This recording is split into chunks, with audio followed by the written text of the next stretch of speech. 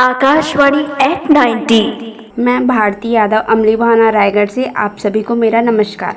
मन की वाणी जिसे हम कहते हैं आकाशवाणी, और जो मन के साथ दिल को भाए वो है रायगढ़ की आकाशवाणी। मैं बचपन से ही आकाशवाणी सुनते आ रही हूँ। आकाशवाणी हमारे लिए समय बताने का काम करता है, जिससे हमें घड़ी देखने की भी ज़रूरत नहीं पड़ती है।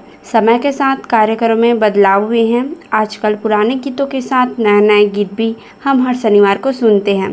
फ्रेश बॉलीवुड में साथ ही नई नई जानकारी भी हमें सुनने को मिलती है। धारावाहिक भी प्रसारित होते हैं जो मनोरंजन के साथ ज्ञान भी बढ़ाते हैं। हम ईमेल भी भेजते हैं, जिससे आकाशवाणी से जुड़ना आसान हो गया है। युवाणी का कार्यक्रम हम युवाओं के लिए बहुत बढ़िया कार्यक्रम है, और लोक रंजनी का कार्यक्रम तो मेरा फेवरेट कार्यक्रम है। छत्तीसगढ़ गीत तो हमारा मन मोह लेता है। ढेर सारी कार्यक्रमों की सौगात देने के लिए आकाशवाणी की टीम को बहुत बहुत बधाई। धन्यवाद।